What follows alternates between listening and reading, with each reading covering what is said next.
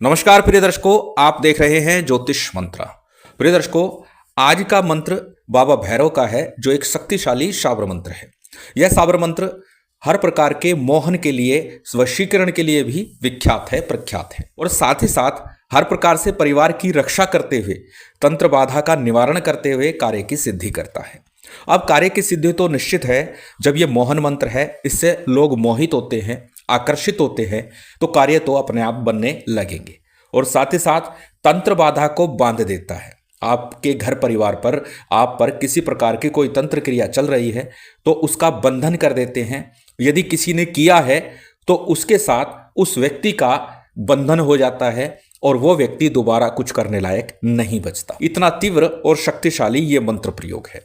और जब भी बाबा भैरव के मंत्र प्रयोगों की चर्चा करता हूं तो मैं एक बात अवश्य बोलता हूं कि जब हर प्रकार से निराश हो, कहीं कोई रास्ता ना सूझ रहा हो, तब मैंने कहा कि बाबा भैरव के शरणागत हो जाइए। और इनकी पूजा विधान अत्यंत सरल होती है। किसी प्रकार के बड़े विधि विधान की आवश्यकता नहीं, मात्र एक तेल का दीपक ले जाइए और उनके शरणागत हो जाइए। यदि दीपक की व्यवस्था उस समय नहीं है और कार्य अत्यंत गंभीर और विकट परिस्थिति में फंस गए हैं, तो एक सिगरेट लेकर के भैरव जी के मंदिर में जाकर के लगा करके उनसे निवेदन कर दीजिए। यकीन मानिए 48 घंटों के अंदर ही आपको रास्ता मिल जाएगा, समाधान मिल जाएगा। इतना तीव्र प्रभावी भैरव जी का प्रयोग होता है। और यह बात अनेकों बार मैं चर्चा करते हुए बता चुका हूं। भैरव जी एक अनघड़ देवता है, ओघड़ देवता है। इनके लिए शरणागत होना, इनके पास जाना ही विशेष है। और वैसे भी जब भी देव आराधना करनी हो, देवता की आराधना करनी हो, शरणागत होना सबसे श्रेष्ठ साधन है, सबसे सरल साधन है देवता को मनाने के लिए, उनकी कृपा पाने के लिए। और यहां पर भैरव जी के लिए कोई विशेष विधि विधान की आवश्यकता नहीं होती। और आज का जो मंत्र प्रयोग है, इस मंत्र को यदि सिद्ध कर लिया जाए तो अनेकों अनेक कार्य बनने लगते हैं, विघ्न बाधाएं दूर होती है, और साथ ही साथ हर प्रकार से आपका समर्थन लोग करने लगेंगे। लोग आपकी बात मानने लगेंगे, सुनने लगेंगे, समझने लगेंगे, क्योंकि ये मोहन मंत्र है।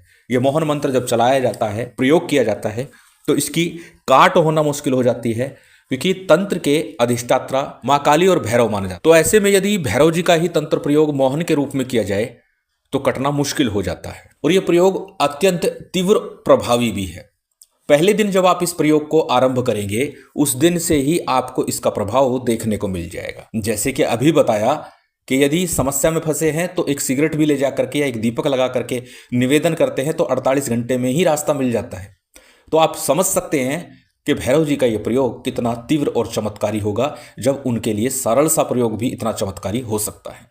तो चलिए अधिक विलंब न करते हुए जान लेते हैं किस प्रकार से आज के इस मंत्र प्रयोग को पूर्ण करना है और किस प्रकार से फिर इसका प्रयोग करना है।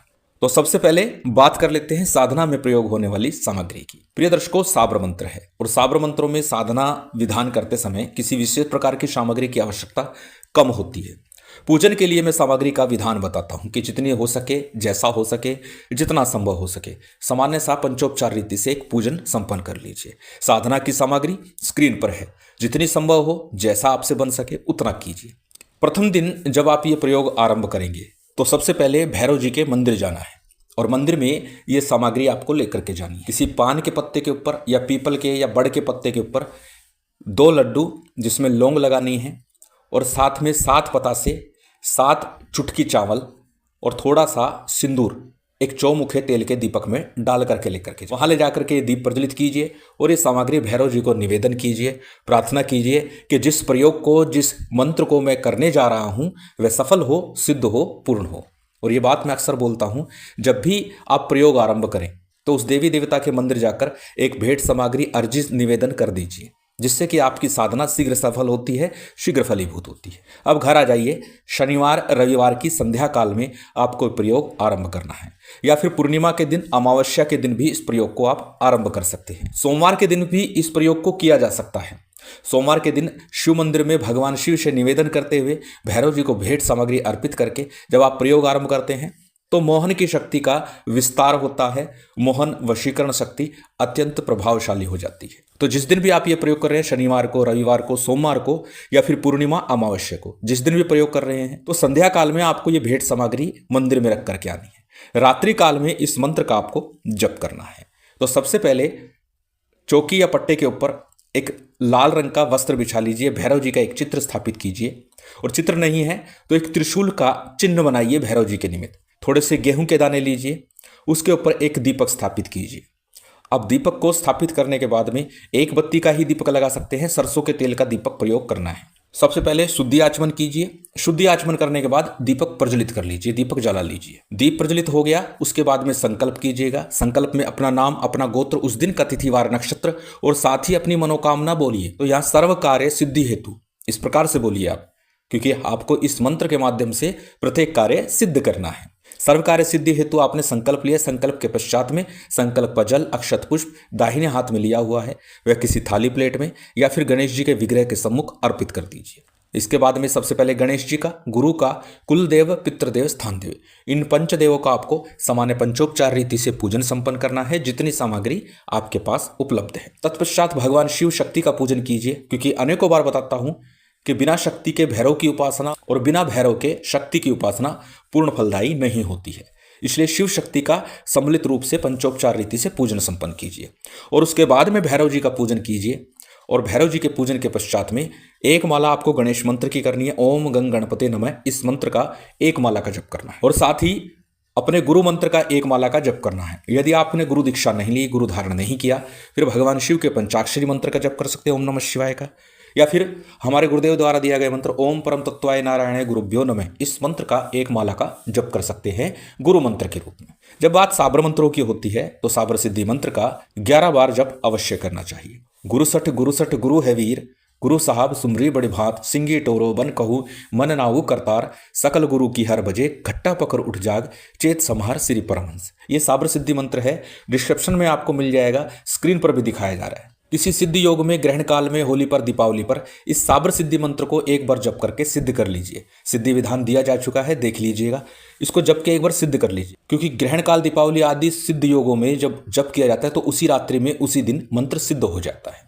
तो एक बार इसे सिद्ध कर लीजिए और प्रत्येक साधना में इसका 11 या 21 बार उच्चारण अवश्य कीजिए। जब आपके गुरु मंत्र, गणेश मंत्र और साबर सिद्धि मंत्र का जप पूर्ण करेंगे, उसके बाद में आज का जो मूल मंत्र है इसकी 5 माला का आपको जप करना है। 5 माला जप में थोड़ा समय अवश्य लगेगा, परंतु ये मंत्र प्रत्येक कार्य को सिद्ध करने वाला है। भैरव भक्तों के लिए तो ये एक प्रकार का वरदान है।